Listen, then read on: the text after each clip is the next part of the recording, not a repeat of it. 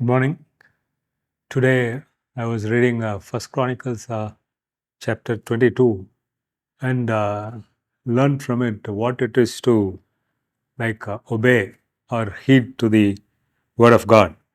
Here we see King David in verse 7.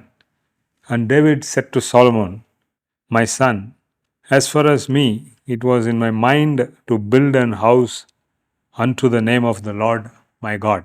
So here David is telling his son that he had in his mind the desire to build an house of God.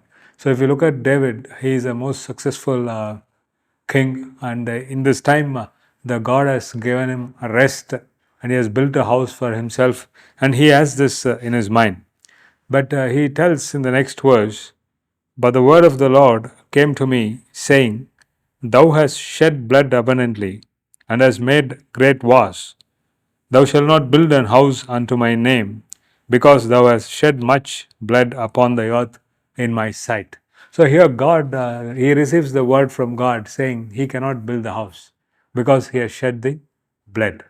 So he, being a king, he just accepts the word of God as it is. He did not question, saying, I did the holy war. In fact, he was fighting for the God's people. So he didn't think that way, but he quietly accepted the word. So that shows how he respected the God of word. And not only that, was he able to build the house of God? Yes. In verse 2 of the same chapter, David, he set masons to hew the stones. And in verse 3, he says, he prepared iron in abundance, nails for the gates, brass in abundance, without weight. And in verse 4, he says, cedar trees in abundance. So he got that. And then in verse 5, he says, his son is young. So he's making preparation and he gathers everything in abundance. So he is able to make ready all these things. But he didn't build the house because Lord said you should not build the house of God. So that is what is giving heed to the word of God. He was totally able to do it, but he accepted it. Though he was capable of doing it, he didn't question the word of God.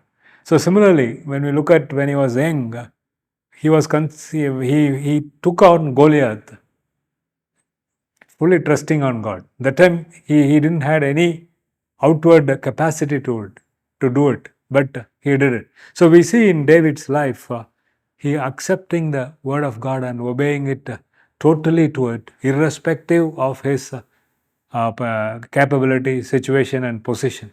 So that's an awesome learning for us.